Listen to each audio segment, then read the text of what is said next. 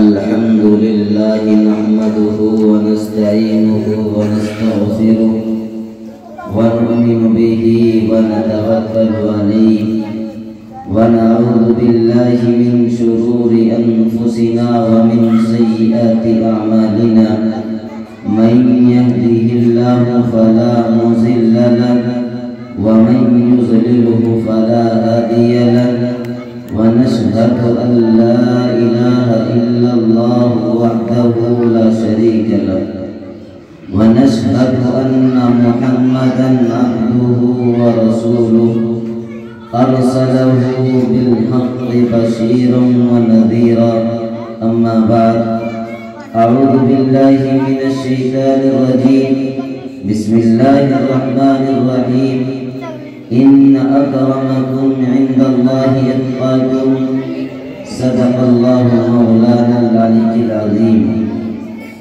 یہ عظمت باطل دھوکہ ہے، یہ شوکت باطل کچھ بھی نہیں، مٹی کے کھلونے ہیں سارے، یہ ظلم کے لشکر کچھ بھی نہیں۔ اللہ سے ڈرنے والوں کو طاقت سے ڈرانا مشکل ہے، جب خوف خدا ہو دل میں تو یہ قیصر و کسریٰ کچھ بھی نہیں۔ اسلام کا اگر دستور نہیں، قرآن اگر منشور نہیں، پھر افسوس ہے اس آزادی پر، یہ ملک و ملت کچھ بھی نہیں۔ اسٹیج پر رونق افروز علماء کرام، حاضرین جلسہ، بزرگوں، نوجوانوں، پیارے بچوں، گھروں میں سماعت فرمانے والی میری مائیں اور بہنیں، خطبے کے اندر قرآن مقدس کی وہی آیت جو رات کے وقت میں تلاوت کی، اسی کو موضوع سخن بنانے کی کوشش کی، کیونکہ بات ادھوری و نامکمل رہ گئی تھی۔ مدرسے والوں نے پھر زحمت دی کہ آپ کی بات جو نامکمل اور کچھ ہم سے محبت کرنے والے، انہوں کا تقاضا، انہوں کی محبت مجھے پھر آپ کے درمیان لا کر کے حائل کر دیا۔ دعا گو ہوں کہ رب کائنات صحیح بات کہنے کی اور پھر ہم سب کو اس پر عمل کی توفیق عطا فرما دے۔ لیکن جو رات کا ماحول تھا وہ الگ تھا، اور اب کا جو ماحول ہے وہ الگ ہے۔ اس سے فرق نہیں پڑتا، لیکن جو بات ہم سامعین سنیں تو دل کے کانوں سے سنیں اور اس نیت سے سنیں کہ انشاءاللہ عمل کریں گے۔ ایک واقعہ میرے ذہن کے اندر یوں آیا کہ 3 دوست ہیں جو جنگل کی طرف رواں اور دواں ہیں، سحر و تفریح کے لیے جا رہے ہیں۔ کھانے کا ایک ٹیفن ساتھ میں ہے، اب سفر کے لیے نکلے جا رہے ہیں، دور چل چکے ہیں، نکل چکے ہیں، شدت کی بھوک لگنے لگی تو انہوں نے کہا چلو کھانا کھا لیتے ہیں، لیکن کرتے بھی کیا کہ کھانا تو اتنا ہے کہ صرف ایک آدمی کا پیٹ بھرے۔ چنانچہ انہوں نے اس بات کا عہد پیمان کیا اور یہ شرط لگائی کہ سونے کے بعد ہر ایک اپنے خواب کو بیان کرے گا، اور جس کا خواب سب سے اچھا معلوم ہوگا، سب سے اچھا خواب جو دیکھے گا وہ اس کھانے کو کھائے گا۔ چنانچہ تینوں سو گئے، اور جب صبح ہوئی ہر ایک نے اپنے خواب کو بیان کرنا شروع کیا۔ ایک نے پہلے خواب کو بیان کرتے ہوئے کہا کہ میں نے خواب کے اندر دیکھا کہ میں پہلے آسمان کی سیر کر رہا ہوں اور اللہ کی نورانیت اس کی تجلی کو دیکھ رہا ہوں، لہذا سب سے اچھا خواب میرا ہے، یہ کھانا مجھے دے دیا جائے۔ اب دوسرے کے دل کے اندر یہ خیال آیا کہ اگر میں نے یہ کہا کہ دوسرے یا تیسرے چوتھے آسمان پر کہا تو تیسرا یہ کہے گا میں 7ویں آسمان کی سیر کر رہا تھا۔ چنانچہ دوسرے نے کہا نہیں تیرے سے اچھا تو میرا خواب ہے، اس لیے کہ میں 7ویں آسمان کی سیر کر رہا تھا۔ اور پہلے آسمان کے بالمقابل ساتویں آسمان پر سے اللہ کی نورانیت، اس کی تجلیات زیادہ اچھی دکھائی پڑتی ہے، تو لہذا خواب میرا آپ سے اچھا ہے، کھانا مجھے دے دیا جائے۔ چنانچہ ان دونوں نے اپنے خواب کو بیان کیا، تیسرا خاموش بیٹھا ہوا ہے۔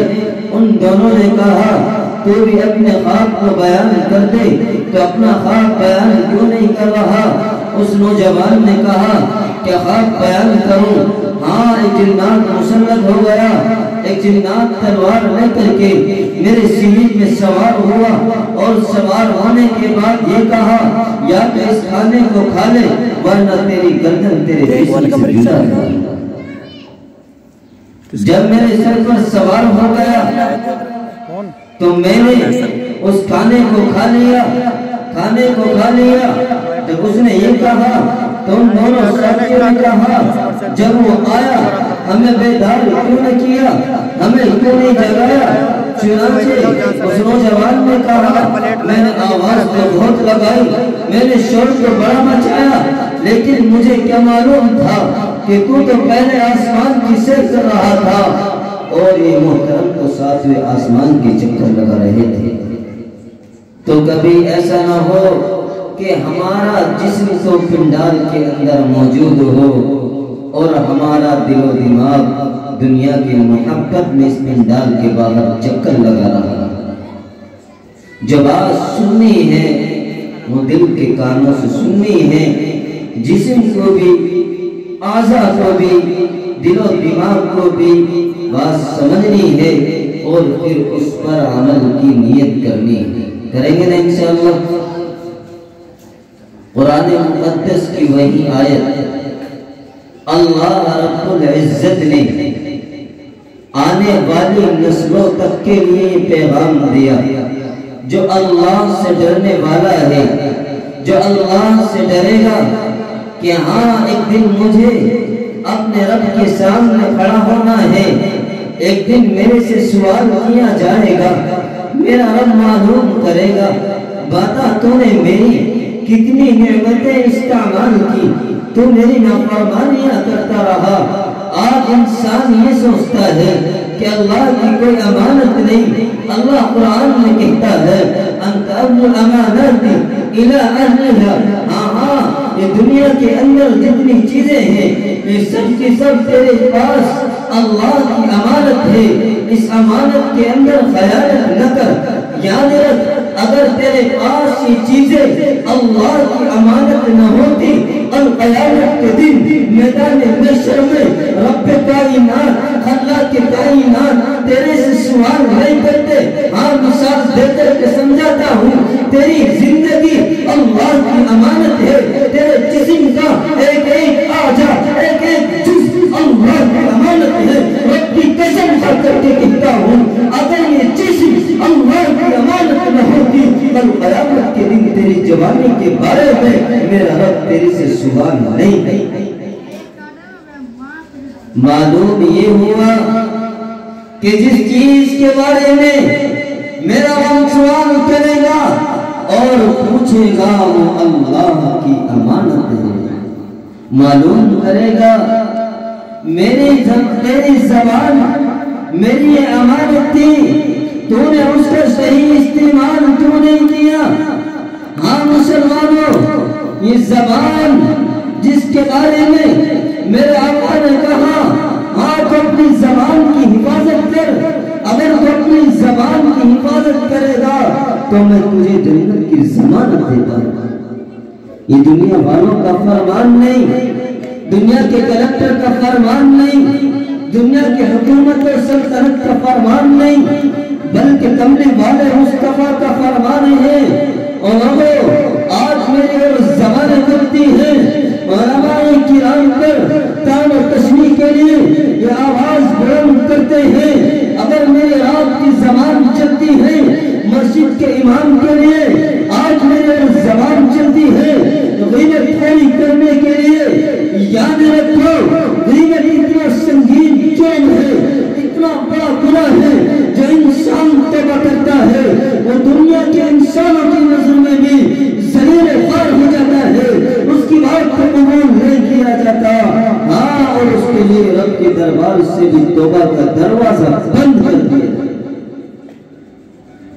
کے نبی نے فرمایا الغیبت اشد من الزنا، غیبت زنا سے زیادہ سخت ہے۔ ہاں زنا کرے گا، رب کے دربار میں آ گیا، آنکھوں سے آنسو بہا دیے، آئندہ نہ کرنے کا عزم مسلم اور پختہ ارادہ کر لیا، رب کے سامنے رو کر کے رب کو راضی کر لیا، رب کو منا لیا، توبہ قبول ہو گئی۔ لیکن اگر تو نے اس زبان سے غیبت کی، رب کے دربار میں آ کر کے اس پیشانی کو رگڑتا رہا، اس نام کو رگڑتا رہا، روتا رہا، دل بلاتا رہے، لیکن تیری توبہ قابل قبول نہیں۔ کیوں؟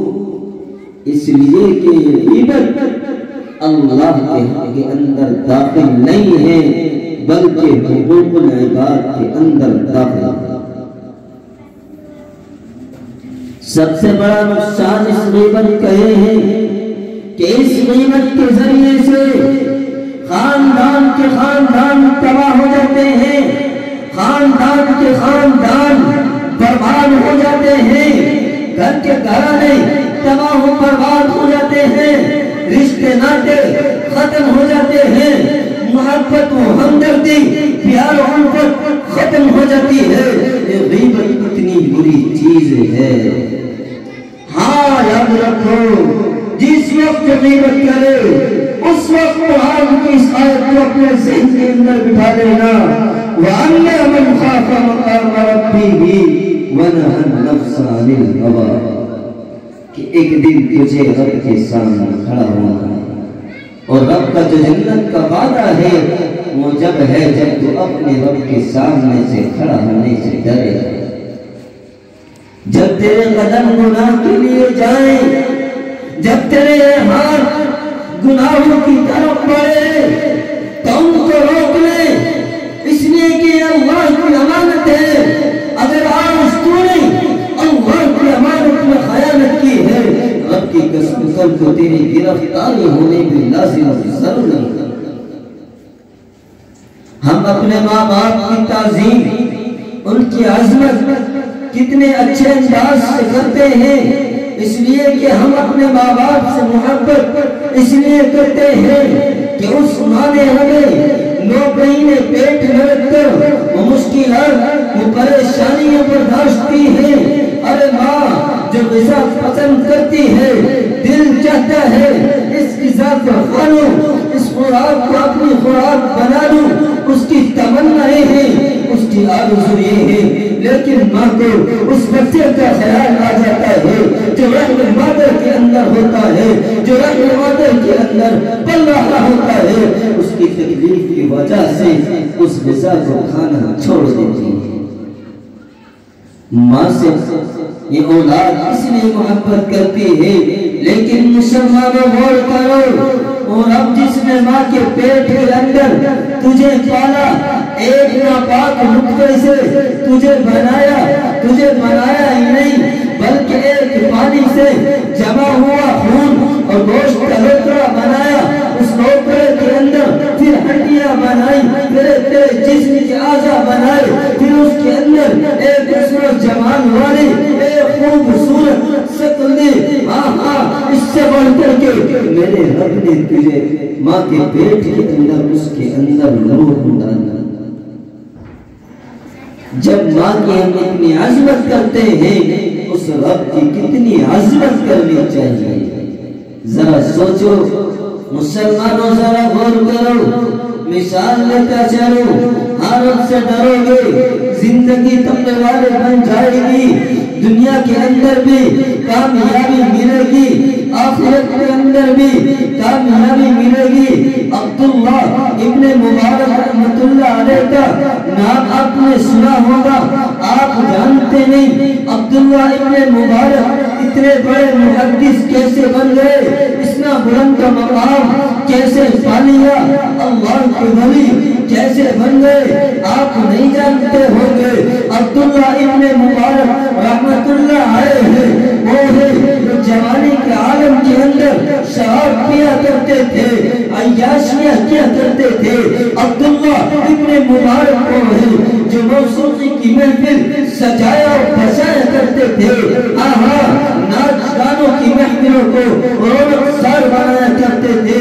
ان کے سروں کا باغ تھا, زیر کا باغ تھا. جب زیر تک جاتے تو وہ رات کے اندر اپنے باغ کے اندر جا کر کے موسیقی کی محفل سجایا کرتے تھے.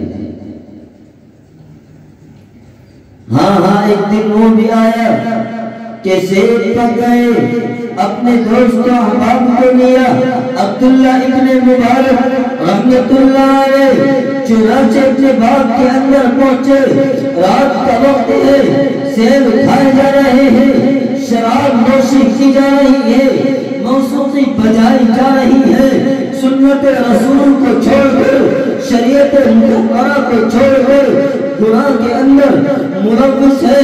رات کا کافی وقت گزر چکا ہے. عبداللہ ابن مبارک کے سینے پر وہ موسیقی پڑی ہوئی ہے. عبداللہ ابن مبارک رحمت اللہ علیہ کے اوپر نیند غالب آ جاتی ہے. دوست و احباب چھوڑ کر کے چلے جاتے ہیں. جب وہ نیند کے غلبے کے اندر ہیں, اچانک ان کی آنکھ کے اندر قرآن کریم کی آیت پڑھتی ہے. غیب سے آواز آتی ہے, أَلَمْ يَعْنِ لِلَّذِينَ آمَنُوا أَن تَخْشَعَ قُلُوبُهُمْ لِذِكْرِ اللَّهِ. ایمان والو, ایمان والو, کہ وہ وقت نہیں آیا کہ تمہارا دل اللہ کے خوف سے دہل جائے, اللہ کے ڈر سے مچل جائے. تو وہ وقت نہیں آیا. کب تک اپنی زندگی گناہ کی دلدل میں گزارو گے؟ کب تک رب کی نافرمانیاں کرو گے؟ کب تک ان موسیقی کے اندر پڑے رہو گے؟ کب تک اللہ کے گھروں کو فیران چھوڑے رکھو گے؟ کب تک ان مدارس سے بھاگو گے؟ کب تک ان مدرسوں کو چھوڑ دو گے؟ کب تک ان مدرسوں پر تانے لگاؤ گے؟ ارے ان کا ذمہ دار کون بنے گا؟ کیا اب تمہارے لیے وہ وقت نہیں آیا؟ ذرا مسلمانوں سوچو, جب عبداللہ ابن مبارک کے کان میں قرآن کی آیت پڑھتی ہے, مسلمانوں سوچو, تڑپ اٹھتا ہے, وہ نوجوان بلبلا اٹھتا ہے, کلیجہ مچل جاتا ہے, دل چل جاتا ہے اللہ کے خوف سے. چنانچہ دل کے اندر عہد کر لیتے ہیں, پیمان کر لیتے ہیں, آج اللہ کی نافرمانی کرنے کا عزم مسلم کر لیتے ہیں. اللہ, آج کے بعد تیری نافرمانیاں نہیں کی جائیں گی, تیرے دامن کو نہیں چھوڑا جائے گا, تیرے رسول کی سنت سے بغاوت نہیں کی جائے گی, تیرے محبوب کے دامن کو نہیں چھوڑوں گا. میرے مولا شرط یہ ہے, مجھے معاف کر دے. دنیا والوں نے دیکھا کہ پھر ایک وقت وہ آیا کہ 40,000 آدمی ان کے درس حدیث میں بیٹھا کرتے تھے. یہ مقام, یہ بلند و بالا مقام, یہ عزتیں کس نے دی؟ یہ میرے مولا نے دی ہے, یہ میرے رب نے دی ہے.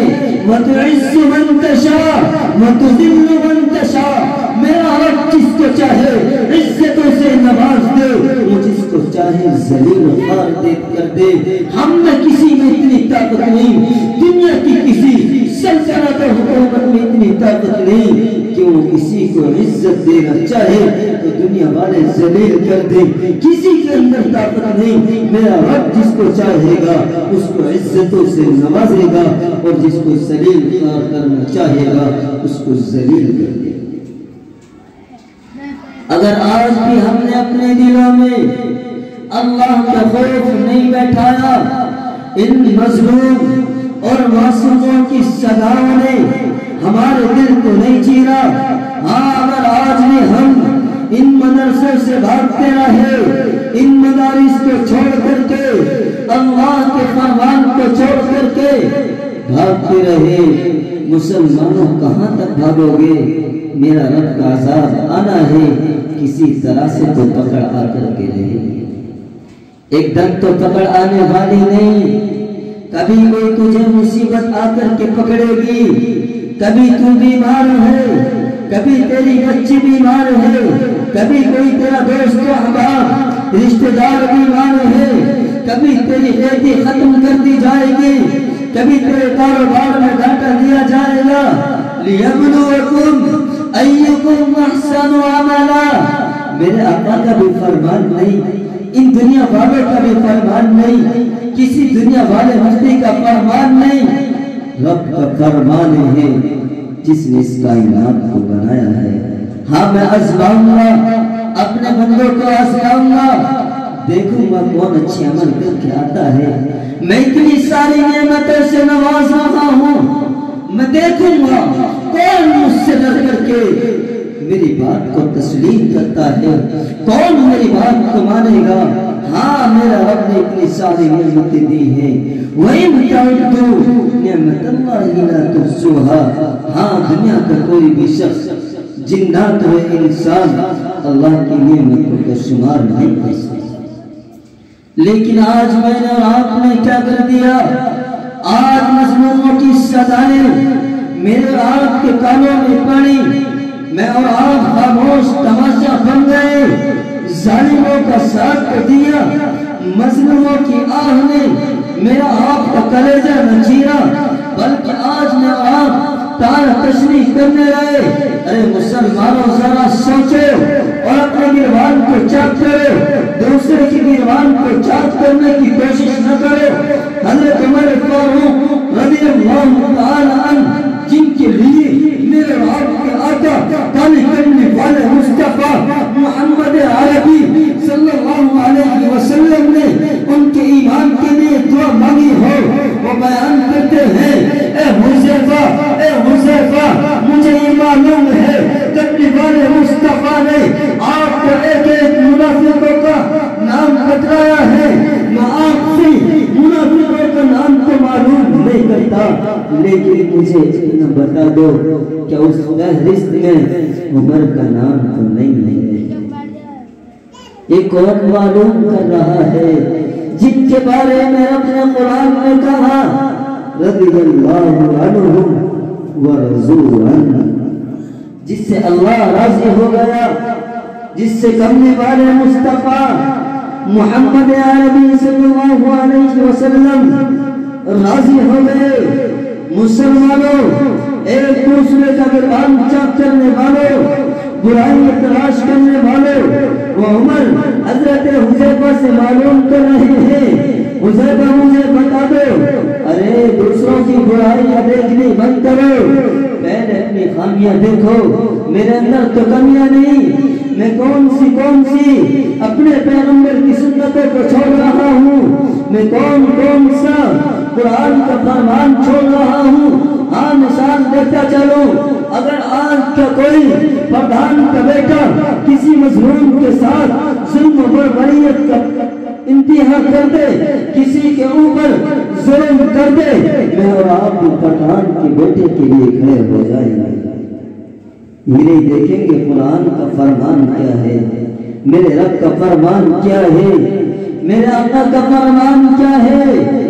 ارے میرے آقا کا پیغام تو یہ تھا رکن پور کے رہنے والوں کہ اگر محمد کی بیٹی فاطمہ بھی چوری کرے گی اس کے بھی ہاتھے پہ کاٹا جائے گا، ہاں اگر ظلم غیر مذہب والے پر کیا جائے گا اس کو انصاف دیا جائے گا۔ آؤ مثال دے کر کے سمجھاتا ہوں مذہب اسلام نے کیسا انصاف کیا ہے۔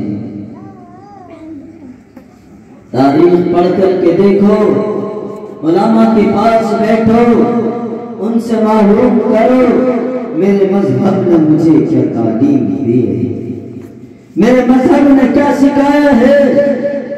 ہاں ایک وقت وہ آیا کہ وقت کے گورنر، وقت کے حکمران حضرت عمر فاروق رضی اللہ تعالی عنہ کی حکومت ہے، اور انہوں نے حضرت عمر بن العاص رضی اللہ تعالی عنہ کو مصر کا گورنر بنا دیا ہے۔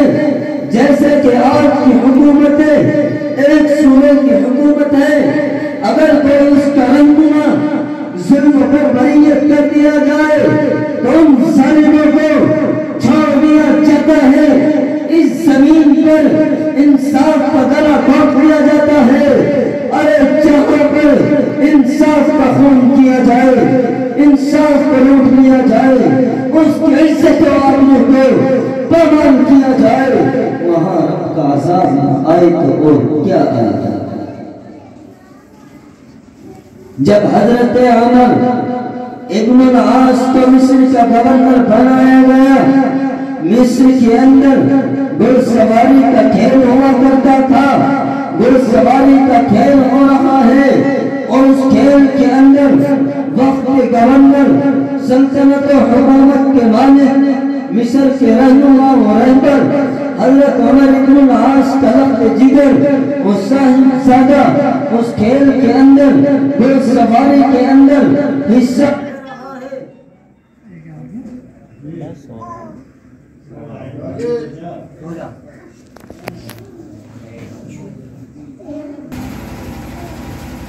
تو بات بھی چل رہی تھی۔ حضرت عمر ابن العاص رضی اللہ تعالی عنہ مصر کے گورنر اور وقت کے حکومت و سلطنت کے مالک، مصر کے اندر جو گھوڑ سواری کا کھیل ہو رہا تھا، اس کے اندر حضرت عمر ابن العاص رضی اللہ تعالی عنہ کے صاحبزادے حصہ لے رہے تھے، اور ایک عیسائی مذہب کے ماننے والے قبطی اس کے اندر حصہ لے رہے تھے۔ جب گھوڑ سواری کا کھیل شروع ہو جاتا ہے، مسلمانوں ذرا سوچو اور سنو اور غور کرو کہ آج میرا اور آپ کا انصاف کیسا ہے، آج کی حکومت و سلطنت کا انصاف کیسا ہے۔ مسلمانوں جب کھیل شروع ہوتا ہے تو حضرت عمر ابن العاص کے لخت جگر اور آپ کے صاحبزادے اس گھوڑ سواری کے اندر آگے نکل رہے ہیں، لیکن اچانک پاسا پلٹتا ہے اور عیسائی مذہب کے ماننے والا قبطی اچانک آگے نکل جاتا ہے، اور وقت کے گورنر حضرت عمر ابن العاص رضی اللہ تعالی عنہ کا صاحبزادہ پچھڑ جاتا ہے۔ ان کو یہ بات ناگوار گزرتی ہے جیسے کہ آج کل کے عہدیداروں کے بیٹے کو اگر کوئی ان کو چوٹ پہنچا دے، وہ ظالم پھر ظلم کی انتہا کرتے ہیں۔ کیا آپ نے دیکھا نہیں کہ ایک لیڈر کا بیٹا، ایک لیڈر کا ظالم کئی معصوم نوجوانوں کو گاڑی سے کچل دیتا ہے، لیکن ان ظالموں نے تمام ثبوت کے باوجود ان ظالموں نے اس زمین پر انصاف کا گلا گھونٹ دیا۔ لیکن مذہب اسلام کا انصاف کیسا ہے؟ رکن پور کی سرزمین سے پوری دنیا کے انسانوں کے لیے پیغام ہے۔ میرے رب نے انصاف کا وہ پیغام دیا ہے، میرے آقا نے انصاف کی وہ حیات چلائی ہے۔ میرے آقا کے ماننے والوں نے یہ نہیں دیکھا کہ کس مذہب کا ماننے والا ہے، کس مذہب سے اس کا تعلق ہے، یہ نہیں دیکھا ہے، بلکہ قرآن نے جو انصاف کا پیغام دیا ہے وہی انصاف کیا ہے۔ چنانچہ جب وہ قبطی دوڑ کے اندر آگے نکل جاتا ہے، حضرت عمر ابن العاص کے بیٹے کو غصہ آ جاتا ہے، اپنا کوڑا نکال کر کے اس نوجوان کی کمر پر بجانا شروع کر دیتا ہے، اس نوجوان کی کمر پر زخم کر دیتا ہے۔ چنانچہ وہ نوجوان سوچتا ہے کہ اگر کہیں سے مجھے انصاف مل سکتا ہے، کہیں میری آواز سنی جا سکتی ہے، تو وہ صرف ایک عدالت ہے، اور وہ عدالت مدینہ المنورہ کے اندر حضرت عمر فاروق رضی اللہ تعالی عنہ کی عدالت ہے۔ چنانچہ اس قبطی نے جو کہ عیسائی مذہب کے ماننے والا تھا، حضرت عمر فاروق کے دربار میں جا کر کے اپنا مقدمہ دائر کر دیا۔ عمر فاروق نے اس کی بات کو سنا اور ایک خط لکھ کر کے روانہ کیا۔ مصر وقت کے گورنر حضرت عمر ابن العاص کے لیے خط روانہ کر دیا۔ عمر ابن العاص اپنے بیٹے کو لے کر کے فوراً مدینہ المنورہ کے اندر حاضر ہو جاؤ۔ چنانچہ وقت کے گورنر حضرت عمر ابن العاص اپنے صاحبزادے کو لے کر کے عمر کی عدالت میں حاضر ہوتے ہیں اور تحقیقی جائزہ لیتے ہیں۔ بات کو سنا جاتا ہے کہ ہاں معاملہ ایسی ہے، چنانچہ فیصلہ کیا جاتا ہے کہ جتنے کوڑے آپ کے لخت جگر نور نظر نے اس نوجوان کی پشت پر لگائے ہیں، جتنے زور سے لگائے ہیں اتنی زور سے یہ نوجوان آپ کے بیٹے کی پشت پر کوڑے لگائے گا۔ یہ اسلام کا فیصلہ تھا، یہ قرآن کا فیصلہ تھا، یہ میرے آقا کی تعلیم و تربیت کا فیصلہ تھا۔ چنانچہ عمر کا یہ فیصلہ سننے کے بعد اگر کوئی آج کے باپ ہوتا تو اپنے بیٹے کو بچانے کے چکر میں لگ جاتا، بڑے بڑے لیڈروں کے پاس جاتا، ہاں رشوت خوری کرتا، زمین اور جائیداد بیچ کر کے اپنے بیٹے کو بچاتا اور اس مظلوم کا ساتھ نہ دیتا۔ لیکن اس وقت کے گورنر، اس وقت کے حکمراں حضرت عمر بن العاص نے کہا، اے عمر میری صرف اتنی درخواست ہے کہ عدالت عمر کی ہوگی، عدالت عمر کی ہوگی، ہاں ہاتھ اس قبطی کا ہوگا، بعد اس قبطی کا ہوگا اور پشت میرے صاحبزادے کی ہوگی، اور کوڑا جو ہوگا اس کے بعد اور مصر کے گورنر، مصر کی حکومت کے سلطنت کے مالک حضرت عمر بن العاص کا کوڑا ہوگا۔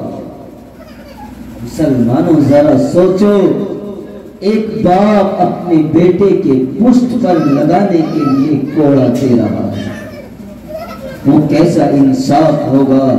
لیکن آج اور میں نے تو نا انصافی کی ہے ان مدرسے والوں کے ساتھ، مدرسوں کو بند کر کے نا انصافی کی ہے اپنے بھائیوں کے ساتھ، نا انصافی کی ہے ان معصوم کلیوں کے ساتھ، نا انصافی کی ہے اپنی ماں بہنوں کے ساتھ۔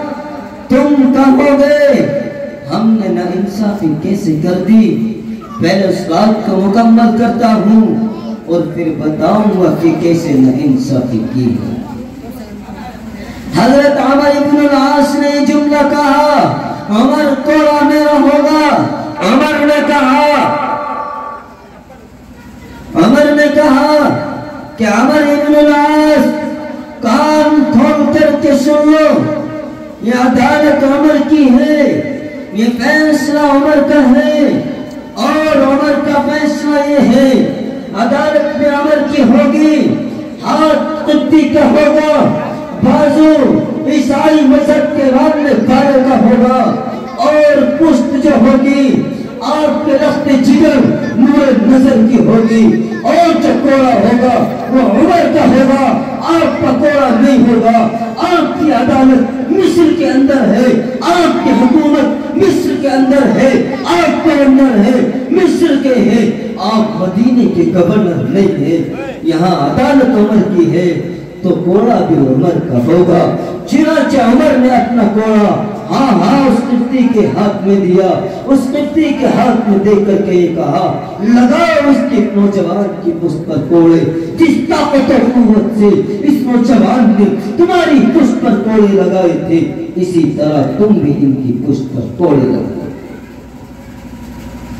چنانچہ اس قبطی نے ان کی پشت پر کوڑے لگائے، اور کوڑے لگانے کے بعد یہ کہا، عمر میرا خیال تو یہ تھا کہ میری گردن اڑا دی جائے گی کہ تو کیسے ایک مسلمان کے خلاف مسلمانی عدالت میں مقدمہ لے کر کے آیا، میں تو یہ سوچتا تھا مجھے سخت سزا دی جائے گی، لیکن آج آپ نے میرا دل نہیں جیتا بلکہ میرے دل کی تختی کو پلٹ کر کے رکھ دیا۔ عمر مجھے بھی کلمہ پڑھا دو۔ ہاں وہ قبطی، وہ عیسائی مذہب کے ماننے والا، جب اس نے اسلام کو انصاف دیکھا اسلام کے دامن میں آ گیا اور کلمہ پڑھ لیا، اشہد ان لا الہ الا اللہ و اشہد ان محمدًا عبدہ و رسولہ۔ لیکن آج ہم نے انصاف کا گلا گھونٹ دیا۔ بھائی بھائی کا دشمن بن بیٹھا، زمین کے لالچ میں آ کر کے بھائی بھائی کا دشمن بن بیٹھا، گھر کے لالچ میں آ کر کے بھائی بھائی کا دشمن بن بیٹھا، دولت کے لالچ میں آ کر کے اس کے ساتھ بھی ہم لگے، مظلوم کا ساتھ نہ دیا، انصاف کی بات ہم نے نہیں کی، انصاف کا گلا گھونٹ دیا، ان معصوموں کے ساتھ نہ انصافی ہم نے یہ کی کہ ان کو دین کی تعلیم سے دور کر دیا، ان کو دین کی تعلیم سے محروم کر دیا۔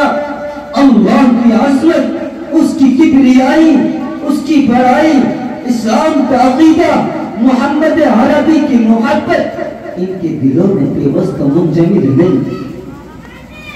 یہ ہم نے انصاف کا گلا گھونٹا، ان کے ساتھ نہ انصافی کی، ماں بہنوں کے ساتھ انصافی یہ کی، ہم نے ان کے سر سے آنچل کو چھینا اور گلے میں لٹکا دیا، ہماری ماں بہنوں کو کئی چوراہوں پر ذلیل و خوار کیا جانے لگا۔ کیا وجہ ہے؟ مسلمانوں اس کے ذمہ دار ہم ہیں، اس لیے کہ ہم نے نبی اکرم صلی اللہ علیہ وسلم کی تعلیم، قرآن کے احکامات سے ان کو روشناس نہیں کرایا، قرآن کی تعلیم سے دور رکھا، قرآن سے محروم کر دیا، اسلام کے عقائد سے محروم کر دیا۔ اس لیے تو جو دوپٹہ ان کے سروں پر ہونا چاہیے تھا وہ ان کے گلوں کی زینت بن گیا۔ اس کے ذمہ دار ہم ہیں، نہ انصافی کرنے والے ہم ہیں، ارے غیروں کو کہنے کا موقع دینے والے ہم ہیں۔ ارے ہم نے کیوں نہیں انتظام کیا؟ کیوں نہیں ہم نے ان مدارس کو مضبوط کیا؟ کیوں نہیں ہم نے ان مدارس کو دینی تعلیم کے لیے آگے بڑھایا؟ کیا ان کے اندر اتنی طاقت کہاں سے پیدا ہو گئی؟ کیوں ہماری شریعت کے اندر مداخلت کرنے لگے اور ہماری شریعت کے اندر قرآن کے فرمان کو ٹکرانے لگے؟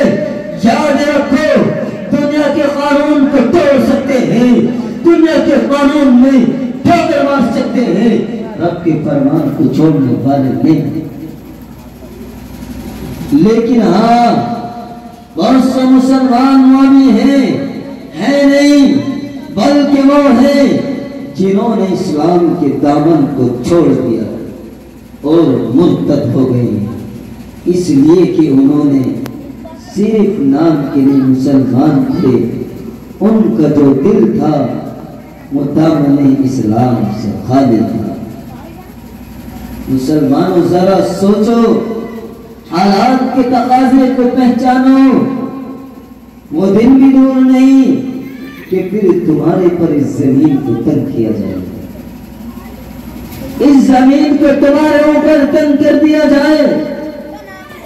اگر تم چاہتے ہو، سرخروئی چاہتے ہو، اپنی عزتیں محفوظ کرنا چاہتے ہو، تو ضروری ہے رب سے ڈرو۔ ان اکرمکم عند اللہ اتقاکم، تمہارے لیے ضروری ہے اللہ سے ڈرو، تقوی اختیار کرو، شیطان کے نقش قدم پہ نہ چلو، رب کے فرمان کو مانو، رب کے فرمان کو مان کر کے زندگی گزارو، خواہشات نفس کی اتباع نہ کرو، رب چاہے زندگی گزارو۔ ایسا نہ ہو کہ نہ خدائی ہی ملا، نہ وصال صنم، نہ ادھر کے رہے نہ ادھر کے رہے، کبھی نہ دنیا ملے اور نہ آخرت ملے، کبھی دنیا بھی برباد کر بیٹھو اور آخرت بھی برباد کر بیٹھو۔ ایسا نہ ہو ہاں آخری میں اپنی ماں بہنوں کے لیے بھی یقین کی بات بتا کر کے اپنی بات کو ختم کروں گا۔ ہاں ان ماں بہنوں کو بھی یہ پیغام دینا ضروری سمجھتا ہوں کہ صرف تقوی اور اللہ کا ڈر مردوں کے لیے نہیں، بلکہ جس طریقے سے مردوں کے لیے ضروری ہے، ماں بہنوں کے لیے بھی ضروری ہے وہ بھی نماز کی پابندی کرے، قرآن کو پڑھے، قرآن کے بتائے ہوئے طریقے پہ چلے، پردے کو لازم اور ضروری پکڑ لے۔ ہاں رب کے فرمان کو مانو گے، ہاں پھر تمہاری گود میں آنے والا اللہ کو بری پیدا ہو سکتا ہے، ایک بڑا محدث پیدا ہو سکتا ہے، ایک دین کا ماننے والا، دین پہ جان نچھاور کرنے والا آپ کی گود میں جنم لے سکتا ہے۔ ہاں اور لے کر لیا ہے، ہاں مثال لے کر بھی سمجھاؤں گا، اگر تم غیر کا طریقہ اختیار کرو گی پھر تمہاری گود میں اللہ کا ولی پیدا نہیں ہوگا، بلکہ دین کا دشمن آئے گا، دین کا باغی آئے گا، جو نبی کی سنتوں کا چہرہ نکالے گا، جو نبی کی سنتوں کو چھوڑے گا، سر عام مذہب اسلام کو داغدار کرے گا۔ ہاں تاریخ کو پڑھ کر کے دیکھو، تاریخ بتاتی ہے جب میری ماں و بہنوں نے ہاں زندگی کے اندر تقوی اختیار کیا ہے، محمد عربی صلی اللہ علیہ وسلم کے دامن کو تھاما ہے، رب کی قسم ان ماؤں کی گود میں صلاح الدین ایوبی کو جنم دیا ہے، عبداللہ ابن مبارک کو جنم دیا ہے، ہاں وقت کے محدث اور وقت کے اللہ والوں کو جنم دیا ہے۔ ہاں واقعہ کتابوں کے اندر یوں پڑھا، ایک اللہ والے ہیں، اپنی خانقاہ سے سفر شروع کیا، اور سفر شروع کرنے کے بعد جب وہ ننگال اپنے گھر پہنچے ہیں، میرے بزرگوں نوجوانوں اور گھروں کے اندر سماعت فرمانے والی میری ماں اور بہنوں، یہ قیمتی نسخہ یہ آپ کے لیے ہے، اور آپ بھی جا کر کے آج اپنی ماں اور بہنوں کو یہ پیغام دینا اور اس پر عمل کرانے کی کوشش کرنا۔ جب وہ اللہ والے اپنے گھر پہنچتے ہیں بڑے خوش و خرم نظر آئے ہیں، ماں نے دیکھا کہ میرا لخت جگر نور نظر بڑا خوش و خرم نظر آ رہا ہے، ماجرا کیا ہے، منظر کیا ہے؟ ماں نے پوچھ لیا، بیٹا بتا دے کہ آج تیرے دل میں، تیرے چہرے پر اتنی مسکراہٹ کیسی ہے، یہ مسکراہٹ کیسی ہے، یہ خوشی کیسی ہے؟ اس نوجوان نے کہا، اللہ والے نے کہا، اے مائی تو جانتی نہیں، دیکھ اپنے بیٹے کا کمال دیکھ اپنے لخت جگر نور نظر کا کمال دیکھ۔ میں اپنے خانقاہ سے چلا، خانقاہ سے سفر کیا، گھر تک پہنچا، اس درمیان جو سفر کیا، اس سفر کے دوران میرے چہرے کو دیکھ کر کے مسلمانوں آج جو میرا آپ کا چہرہ دیکھتا ہے وہ مجھ سے آپ سے نفرت کرتا ہے، کیوں؟ اس لیے کہ میرا اور آپ کا چہرہ نبی کے طریقے پر نہیں ہے، مجھ سے اور آپ سے نفرتیں کرتے ہیں، کیوں؟ مسلمان جھوٹ بولتا ہے، مسلمان دھوکے باز بن گیا، مسلمان امانت میں خیانت کرنے والا بن گیا۔ اس لیے آج دوسری قومیں مجھ سے اور آپ سے نفرتیں کرتی ہیں۔ مسلمانوں ذرا سوچو، جب اس ماں نے سوال کیا، اس نوجوان نے کہا، مائی تو جانتی نہیں، ماجرا یہ ہوا، میں خانقاہ سے چلا، گھر پہنچا، اس سفر کے درمیان 90,000 آدمیوں نے میرا چہرہ دیکھ کر کے دامن اسلام میں آ گئے، محمد عربی صلی اللہ علیہ وسلم کا لایا ہوا کلمہ پڑھ کر مسلمان ہو گئے۔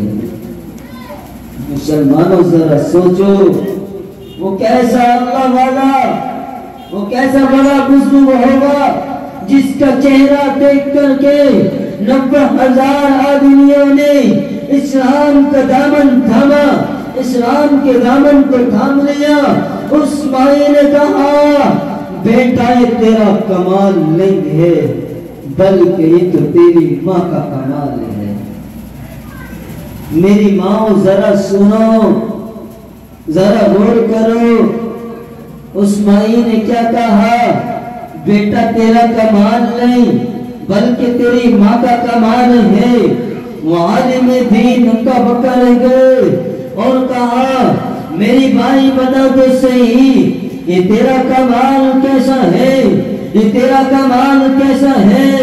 اس نوجوان نے اپنی ماں سے کہا، میں نے کہا اے میرے لخت جگر، اے میرے نور نظر، میں نہیں چاہتی تھی کہ میرا راز میرے رب کے سوا کوئی اور جانے، میرے رب کے سوا یہ راز رہے، تیسرا آدمی کوئی نہیں جانے۔ لیکن جب آپ نے بات اس طریقے سے کہہ دی تو سن لے اور میرے صاحبزادے اور میرے دل کے ٹکڑے، آج جب تم میرے پیٹ کے اندر تھا تیرا باپ اس دنیا سے رخصت ہو گیا، رب کی قسم کسی غیر محرم کی نظر میرے چہرے پہ نہیں پڑی۔ مائی نے سب سے پہلی بات کی بیان فرمائی کہ کسی غیر محرم کی نظر مجھ پہ نہیں پڑی۔ بزرگوں ذرا سوچو کہ ہمارے گھر کا معاملہ ایسا ہی ہے، ہماری نوجوان بچیاں بازاروں کے اندر جا رہی ہیں بے پردہ، کہ کبھی سوچا ارے وجہ کیا ہے؟ الرجال قوامون علی النساء، اللہ نے عورتوں پر مرد کو حاکم بنایا ہے، یہ مرد کی ذمہ داری ہے گھر کا سامان لا کر کے دے۔ تو نے اپنی بیٹی کو بازار کی زینت کیوں بنایا؟ ارے مسلمانوں، آج میں نے اور آپ نے غور نہیں کی، بیٹی جا رہی ہے، ہماری مائیں جا رہی ہیں، چہرہ کھلا ہوا، بے پردگی ہے، غیر محرموں کی نظر پڑ رہی ہے، لیکن ہمیں کبھی فکر لاحق نہیں ہوئی۔ اس مائی نے سب سے پہلی بات یہ بیان کی کہ اے میرے بیٹے، جب تو میرے پیٹ کے اندر تھا تو اس وقت سے لے کر کے آج تک کسی غیر محرم نے میرے نظر نہیں پڑی، مجھے نہیں دیکھا۔ اور ایک بات کی یاد رکھ کہ ہاں تیرے پیدا ہونے کے بعد جب کبھی میں تجھے دودھ پلاتی تو بوضو ہو کر کے پلاتی، کبھی میں نے تجھے بغیر وضو کے دودھ نہیں پلایا۔ میری ماں ذرا غور کرو، آج بچہ میری ماں کی چھاتی سے لگا ہوا، سامنے ظالموں کے گانے رحم مادر کے اندر بچہ پرورش پا رہا، اور سامنے ظالموں کی فلمیں چل رہی۔ بتاؤ اس بچے پر غلط اثرات مرتب ہوں گے یا نہیں؟ ہاں ہوں گے۔ ایک مثال دیتا چلوں، ہاں نوجوان نے اور اس کی بیوی نے جب حمل سے تھی یہ تہیہ کر لیا کہ آج کے بعد اللہ کی نافرمانی نہیں کرنی، اللہ کے قانون کو نہیں توڑنا، رسول اکرم صلی اللہ علیہ وسلم کے دامن کو نہیں چھوڑنا ہے۔ چنانچہ انہوں نے اس بات کا تہیہ کر لیا ہے، بیوی حمل سے ہے، بچہ پیدا ہونے کے بعد وہ بچے کی انگلی پکڑ کر کے ایک دن بازار کے اندر جا رہا ہے، ایک ٹھیلے سے بچے نے بغیر تحقیق کے بغیر پوچھے ہوئے پیر کو اٹھا کر کے کھا لیا۔ اس نوجوان نے بچے کو ڈانٹا نہیں، اس کو ٹکتا نہیں، فوراً وہیں سے گھر کی طرف واپس پلٹا، اور پلٹنے کے بعد بیوی سے معلوم کیا کہ بچے نے یہ غلطی کی ہے، میں نے اپنی زندگی میں اللہ کے فرمان کو نہیں چھوڑا، نبی کی سنت کو نہیں چھوڑا، تو نے وہ کون سی غلطی کی کہ اس نے بغیر تحقیق کے بغیر پوچھے ہوئے پیر اٹھا کر کے کھا لیا۔ اس کی بیوی نے کہا کہ ایک غلطی میرے سے ہوئی ہے، ہمارے پڑوسی کی بیری کی ایک ٹہنی میرے گھر کی طرف آئی ہوئی ہے، اور اس کا ایک بیر میں نے پڑوسی سے بغیر پوچھے ہوئے کھا لیا۔ تو مسلمانوں اندازہ لگاؤ، بچے پر اثرات پڑتے ہیں، نیک کام کرو گے اثرات اچھے پڑیں گے، اللہ کا بری پیدا ہوگا، ایک محدث اللہ آپ کو پیدا کر سکتا ہے، لیکن جب ہمارے اعمال برے ہوں گے تو پھر وہ اللہ کا ولی نہیں بلکہ دین کا دشمن آئے گا۔ اس مائی نے دوسری بات یہ کہی، میری ماں اور بہنوں، آپ کے لیے بھی یہ پیغام ہے کہ اس وقت میں خاص طور سے بلکہ اپنی پوری زندگی کے اندر اللہ کے حکم کو مان کر کے زندگی گزارو۔ اگر شیطان بہکا بھی لے، شیطان آپ کے دل میں وسوسہ لے آئے تو قرآن کی کریم کی اس آیت کو اپنے ذہن میں بٹھا لو، أَلَمْ يَعْنِ لِلَّذِينَ آمَنُوا أَن تَخْشَعَ قُلُوبُهُمْ لِذِكْرِ اللَّهِ وَأَمَّا مَنْ خَافَ مَقَامَ رَبِّهِ وَنَهَى النَّفْسَ عَنِ الْهَوَىٰ إِنَّ أَكْرَمَكُمْ عِندَ اللَّهِ أَتْقَاكُمْ۔ قرآن کریم کی تمام آیات وہ ہیں جس میں رب سے اپنے ڈرنے کا حکم دیا ہے اور تقوی اختیار کرنے کا حکم دیا۔ عثمانی نے یہ کہا اور تیسری بات بیان میں کی، اے میرے لخت جگر نور نظر، تیسری اور آخری بات یہ ہے کہ جب پوری دنیا کے انسان نیند کے اندر غرق ہو جاتے ہیں، رات پر بستر پر آرام کی نیند سوتے ہیں، یہ تیری بوڑھی ماں وضو کر کے زمین پر اپنی پیشانی کو رگڑتی ہے، اپنی پیشانی کو رب کے سامنے جھکاتی ہے اور سجدے میں پڑھ کر کے یہ دعائیں کرتی ہے، اے رب کائنات، اے مالک کائنات، اے خلاق کائنات، اے عرش عظیم کے مالک، اس زمین کو پانی پہ بچھانے والے، اس زمین کو پہاڑوں سے روکنے والے، اے فرشتوں کے پیدا کرنے والے، اے زمین سے غلہ اگانے والے، اے فرشتوں کے مالک، اے رب العالمین، میرے بیٹے کو ایسا بنا دینا کہ لوگ اس کا چہرہ دیکھ کر کے مسلمان بن جائیں۔ تو میرے بیٹے بتا، یہ تیرا کمال ہے، یہ تیری ماں کا کمال ہے۔ اللہ والے ماں کے قدموں میں گر گئے، میری ماں یہ میرا کمال نہیں، یہ تو تیرا کمال ہے، میری ماں تیرے لیے بھی پیغام ہے، تو اپنے بیٹے کے لیے اس زبان سے بد دعا نہ نکال۔ ماں کی دعا ایک ایسی دعا ہے جو عرش اعظم کو چیر کر کے عرب کے عرش سے ٹکرا جاتی ہے۔ کبھی غصے میں آ کر بھی اپنے بیٹے کے لیے بد دعا نہ کر، ہمیشہ اپنے لخت جگر کے لیے دعائیں مانگ، رب تیری دعائیں قبول کرتا ہے۔ تیرے قدموں کے نیچے تو رب نے جنت رکھی ہے۔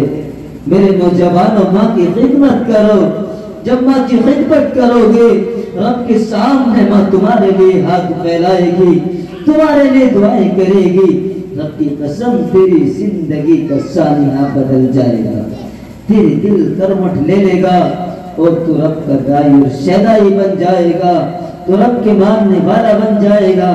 مسلمانوں، ضروری ہے آج کے دور میں کہ اپنی زندگی کے اندر تقوی لائیں۔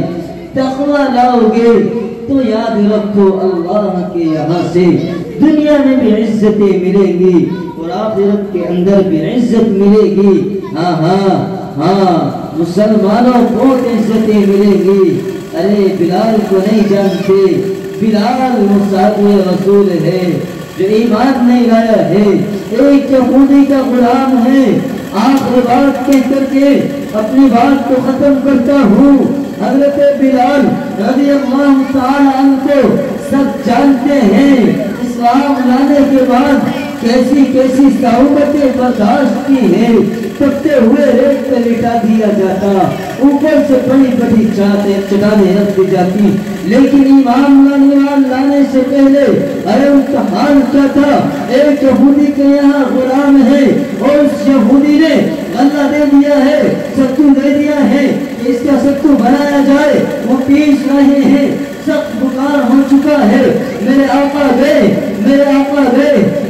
نے جا کر کے بلال کا حال معلوم کیا۔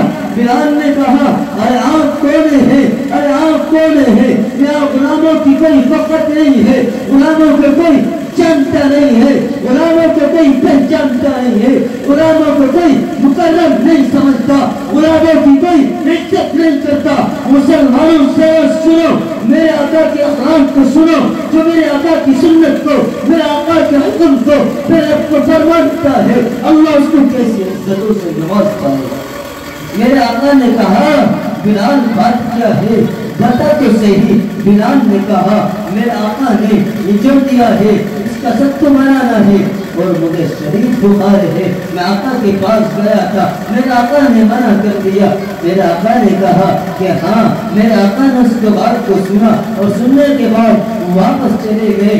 जाने के बाद दवाई लेकर के आए और आकर के बिलाल को दे दी और बिलाल से कहा, बिलाल जाओ जाओ, जाकर के इस दवाई को खाओ और खाने के बाद आराम करो। बिलाल ने कहा, मेरे आका ने मना कर दिया, मुझे सारा सत्तू पीसना है। चुनाचे मेरे आका ने कहा, बिलाल जाओ जाओ, दवा खा करके आराम करो। इस सत्तू के पीसने की जिम्मेदारी मैं लेता हूँ और दुनिया के लोगों को जिसके सत्ते में इस कायनात को सजाया और बसाया गया, आज मेरा और आपका भाई बीमार हो जाए, हम आयादत करना गुनाह समझते हैं। आज का मुसलमान भाई बजाय इसके कि उसकी आयादत करता, उसके दिल को तसल्ली देता, उसकी मरने की दुआएं करता है कि कब उसका इंतकाल हो जाए और कब मेरे हलक में बिरयानी खाने के लिए उतरे। मेरे और आपके अखलाक ये हैं और मेरे नबी के अखलाक ये थे। मेरे आका ने कहा, बिलाल जाओ जाकर के आराम करवा लो। मेरे आका ने सत्तू को पीसा और पीसने के बाद बिलाल का बुखार हल्का हो गया। बिलाल का बुखार जब उतरा, बिलाल आया, मेरे आका ने सत्तू को पीसा, हाँ हाँ, और दुनिया के रंग पालो। मेरे आका चल दिए, बिलाल की तबीयत को मालूम कर लिया। आज मेरे आका चल दिए। बिलाल ने कहा, वो जवान अपना नाम तो बता दे। इस मक्के के अंदर तो, इस अरब की सरजमीन के अंदर तो गुलामों को कोई पूछने वाला नहीं है, गुलामों की इज्जत करने वाला नहीं है। और वो जवान मुझे नाम तो बता दे, तू है कौन है जो इंसानियत से इतनी मोहब्बत करता है, इतना कर दिल में लेकर के फिर रहा है। मेरे आका ने कहा, अरे मैं वही मोहब्बत हूँ जिसको दुनिया वाले दीवाना कहते हैं, दुनिया वाले मजनू कहते हैं, जिसको दुनिया वाले शायर कहते हैं। मैं वही मोहम्मद हूँ। बिलाल ने कहा, मोहम्मद अरबी जाते कहाँ हो? अरे दिल की तख्ती को पलट कर मेरे दामन को खाली छोड़ करके क्यों जाते हो? मेरे आका मुझे भी कलमा पढ़ा दो, ईमान के दामन में ले लो, अपने सीने से लगा लो। हाँ, बिलाल ने कलमा पढ़ लिया। जब कलमा पढ़ दिया तो जालिमों ने बिलाल के साथ मुआमला किया। अरब की सरजमीन तपती हुई होती, बिलाल को लिटा दिया जाता, पैरों में रस्सी बांध करके मदीने और मक्के की गलियों में भेजा जाता। हाँ, ऊपर से बड़ी बड़ी चट्टानें रखी जाती। लेकिन हाँ, एक वक्त आया जब अरब की सरजमीन मक्कातुल मुकर्रमा को फतह किया और जालिम भी सोचते थे कि आज मेरे और आपके आका कब निभाले मुस्तफा एक एक जुल्म का बदला लेंगे। आज हमारी गर्दनों को काट दिया जाएगा, हमारी गर्दनों को हमारे जिस्म से चिरा कर दिया जाएगा, हमारी माँ बहनों की इज्जत और आबरू को पामाल कर दिया जाएगा। जब मेरे आपके आका कब निभाले मुस्तफा वक्त के गवर्नर सुपर पावर ताकत लेकर के मक्कातुल मुकर्रमा के अंदर आए, आने के बाद जो मक्के की औरतें थी उन्होंने सोचा कि आज मुसलमान हमारी इज्जतों को तार तार कर देंगे, आज मुसलमान हमसे एक एक जुल्म का बदला लेंगे, आज मुसलमान हमसे एक एक जुल्म का बदला लेंगे। हमने इन पर मक्के की सरजमीन को तंग कर दिया था, इन्हों को हिजरत करने पर मजबूर कर दिया था। कुफ़ार मक्का की औरतों ने कहा कि रात का आधा हिस्सा गुजर चुका है, जाओ मुसलमानों को जाकर के देखो क्या प्लानिंग कर रहे हैं। चुनांचे वो लोग आकर के देखते हैं, हाँ मोहम्मद रसूलुल्लाह के दीवाने, मोहम्मद रसूलुल्लाह को मानने वाले कोई मस्जिद नबवी के अंदर सर करेंगे है, कोई अपने दरबार में हाथ उठाए हुए हैं, आहा अपने रब से वो लगा रहे हैं। मुसलमानों जरा सोचो वो कैसा मंजर होगा जब कुफार ने ये मंजर देखा। हाँ सुबह का वक्त आया, सहाबा मुंतजिर है, सहाबा चाहते हैं, सहाबा की तमन्नाएं हैं एक एक जुल्म का बदला लिया जाए, जालिमों की गर्दनें उड़ा दी जाए। आज जालिमों को सामने ला दिया गया है। अरे देखो मेरे आका के अखलाक, देखो मेरे आका का किरदार, देखो मेरे आका का किरदार, देखो मेरे आका का हुस्न का क्या आलम है। हाँ उसके अंदर वो भी थे जिन्होंने आपके चचा को कत्ल किया, उसके अंदर वो भी थे हाँ जिन्होंने मैदान बदर के अंदर सहाबा को शहीद किया और के मैदान के अंदर शहीद किया, उसके अंदर वो भी थे जिन्होंने मेरे आका के जिस्म को लहूलुहान किया, उसके अंदर वो भी थे जिन्होंने मेरे आका की राह में कांटे बिछाए, जिन्होंने मेरे आका को इबादत के अंदर, इबादत करने के अंदर अज़ियतें पहुंचाई। अरे हाँ उसके अंदर तो वो भी थे जिन्होंने अरब की सरजमीन मक्कातुल मुकर्रमा को मेरे आका पर तंग कर दिया था। लेकिन उस वक्त मेरे आका ने क्या किया, ओ मक्का वालों आप सबके लिए अमन है, किसी पर जुल्म नहीं किया जाएगा। मैं मुहम्मदुर रसूलुल्लाह ऐलान करता हूँ तमाम के ताम को माफ कर दिया है, किसी के साथ जुल्म नहीं किया जाएगा, किसी की इज्जत पामाल नहीं की जाएगी। मैं मुहम्मदुर रसूलुल्लाह जुल्म करने नहीं आया बल्कि लोगों को अल्लाह से डराने आया हूँ। हाँ मैं डराने आया हूँ ताकि तुम मेरी बात को तस्लीम कर लो, अल्लाह को मान लो। मेरे आका ने अमन का पैगाम दिया। हाँ जब अमन का पैगाम दिया, हाँ फिर एक वक्त वो भी देखा कि मेरे आका ने हजरत बिलाल हबशी रज़ी अल्लाह ताला अन्हु, तमाम सहाबा मौजूद है, अबू बकर मौजूद है, उमर मौजूद है, उस्मान मौजूद है, अली मौजूद है, उसके बाद भी हजरत बिलाल को हुक्म दिया है कि बिलाल जाओ काबतुल्लाह की छत पर चढ़ कर अजान दो। बिलाल को ये मर्तबा ये मकाम कहाँ से मिला? अरे ये उसी को मिलता है जो अल्लाह से डरता है, तक़वा इख्तियार करता है, कुरान के फरमान को सुनता है, नबी की सुन्नतों को सुनता है। अल्लाह मुझे भी और आपको भी अमल की तौफीक का फरमा दे। अल्लाह कबूल हम सब के दिलों में आ जाए, रसूल अकरम सल्लल्लाहु अलैहि वसल्लम की सुन्नतों को जिंदा करने वाला बना दे। अल्लाह इस मदरसे को दीन दोनों तरफ से फरमाए। आमीन। वाक़िअ दावाना अल्हम्दुलिल्लाहि रब्बिल आलमीन।